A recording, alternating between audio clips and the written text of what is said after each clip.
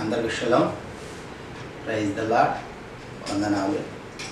Grace Gospel Ministries వారి అనుగ్రహించిన వాక్య ధ్యానంలో ఈరోజు నిర్గమకాండము 36వ అధ్యాయాన్ని ధ్యానించుకుంటున్నాం.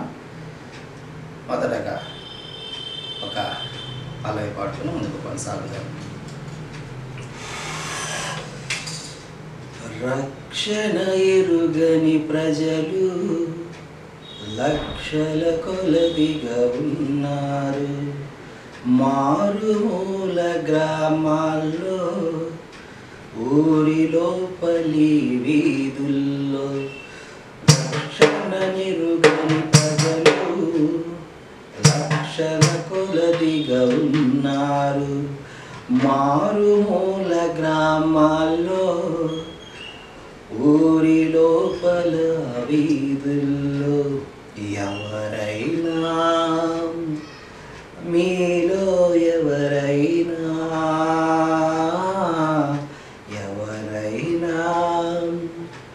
మీలో ఎవరైనా వెళతారా, నా ప్రేమను చెబుతారా? వెళతారా, నా ప్రేమను చెబుతారా? నా పేరు తెలియని ప్రజలు అందరూ ఉన్నారు. నా ప్రేమను వారికి ప్రకటింప అందరూ ఉన్నారు. నా పేరే తెలియని ప్రజలు అందరూ ఉన్నారు. నా ప్రేమను వారికి ప్రకటింప అందరూ ఉన్నారు. ఎవరైనా, మీలో ఎవరైనా మీలో ఎవరైనా వెళతారా, నా ప్రేమను చెబుతారా? వెళతారా, నా ప్రేమను చెబుతారా?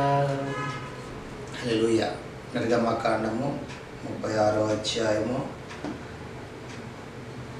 1వ వచనం. పరిశుద్ధ స్థలము యొక్క సేవ నిమిత్తము ప్రతి విధమైన పని చెయ్య తెలుసుకొనుటకై యెహోవా ఎవరికి విజ్ఞానములు కలుగజేసెనో అట్టి బెసలేలును అహోలియాబును మొదలైన ప్రజ్ఞావంతులందరూ యెహోవా ఆజ్ఞాపించిన అంతటి చొప్పున చేయుదురనెను. ప్రియమైన సహోదరి సహోదరులారా, ఈనాటి కాలంలో సేవ ఎలా ఉన్నది, మరి ఆనాటి కాలంలో సేవ ఎలా ఉన్నది అని మనం ఒకసారి ఆలోచన చేసినట్లయితే, ఆనాటి కాలంలో యావే వారు ఏర్పరిచినటువంటి సేవ, మందిరం యొక్క సేవ ఎలా ఉందంటే, ప్రజ్ఞావంతులను ఆయన ఏర్పాటు చేసి, ఆ ఏర్పాటు చేసిన వారిని తర్ఫీదు ఇచ్చి ఏ విధంగా చేయాలి వారిని సమకూర్చి ఆ పని జరిగించినట్లుగా మనం ఇక్కడ చూస్తూ ఉన్నాం. ప్రియమైన సహోదరి సహోదరులారా, అందులో బెసలేలును అహోలియాబులు ముందు వరుసలో ఉన్నారు. ఆ తర్వాత ఎవరికైతే ఆ జ్ఞానం, ఆ ప్రజ్ఞ ఉన్నదో వారిని మాత్రమే సేవలో పెట్టేటందుకు అవకాశం ఉన్నది. కానీ ఈ కాలంలో తండ్రి తర్వాత తన కుమారుడు, తన కుమారుడి తర్వాత తన మనవడు, ఈ విధముగా వంశపారంపర్యంగా వస్తూ ఉన్నది ఈ సేవ. ఎందుకనంటే ఈ లోక సంబంధమైన ఆలోచనలు కలిగి ఈ అధికారం పోతుందనో, లేకుంటే ఉన్న ధనం పోతుందనో, లేకుంటే ఆ పలుకుబడి పోతుందనో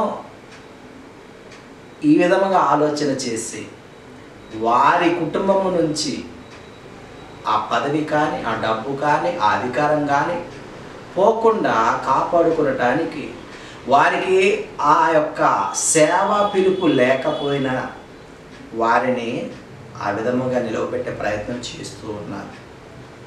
ప్రియమైన సహోదరి సహోదరులారా, ఈ దినము సేవకుడు అయిన నీ గురించి, నా గురించి, మన గురించే మాట్లాడుచూ ఉన్నాడు. సేవ ప్రజ్ఞావంతులైన వారిని సేవలో పెట్టాలి, మందిర సేవలో పెట్టాలి. వారికి మనస్ఫూర్తిగా హృదయపూర్వకంగా జ్ఞాన వివేచనలు కలిగి సేవ చేసిన వారై ఉండాలి అని మనకు తెలియచేస్తూ ఉన్నాడు. ఈ దినమున మనం అనుకుంటున్నాం మనం ఆశీర్వదింపబడ్డవారం, మనం ఆశీర్వదింపబడుతున్నాం. ఎలోహిం నాతోనే మాట్లాడుతూ ఉన్నాడు, ముఖాముఖిగా నాకు మర్మములను తెలియజేస్తూ ఉన్నాడు. నా కూతుర్లకు, నా కోడళ్ళు, లేకుంటే నా కొడుకులు ప్రతి ఒక్కరూ కూడా పాటల్లో, లేకుంటే మ్యూజిక్లో, లేకుంటే ఇతరాతర మరి ఉన్నారు, జ్ఞానం కలిగి ఉన్నారు. కానీ వాక్య జ్ఞానము మిగతా విషయాలలో అందరినీ సమాధానపరిచేవారుగా ఎవరు ఉన్నారో వారిని దృష్టి ఉంచాలి. ఎందుకంటే ఇది సమాధాన సువార్త కదండి. కాబట్టి ఆయన యొక్క సేవా పిలుపు ఉంటే ఆయన యొక్క జ్ఞానము వారికి ఉంటుంది. ప్రజ్ఞా వివేకములు గలవారు యావే సేవ నిమిత్తము ఏర్పరచబడిన వారే ఉన్నారని లేఖన భాగం సెలవిస్తూ ఉన్నారు. అట్టి విధముగా మనము ఆయన యొక్క చిత్తాన్ని జరిగించే క్రమములో ఉండాలి తప్పక మన యొక్క ఆలోచనలను నెరవేర్చుకునే క్రమములో మనం ఉండకూడదని ఈ దినమున మనకు తెలియజేస్తూ ఉన్నాడు, హెచ్చరిస్తూ ఉన్నాడు. ప్రియ దేవుని సంఘ బిడ్డలారా, మనము ఇహలోకపరముగా ఆలోచన చేసిన, పరలోకపరముగా ఆలోచన చేసిన అది హషేం వారికే మహిమకరంగా ఉండాలి అని ఈ వాక్యం ద్వారా తెలుసుకుంటున్నాం. అప్పుడు మన కుటుంబం ఆశీర్వదింపబడుతుంది. మనం దీన దరిద్రతలో ఉన్నా కానీ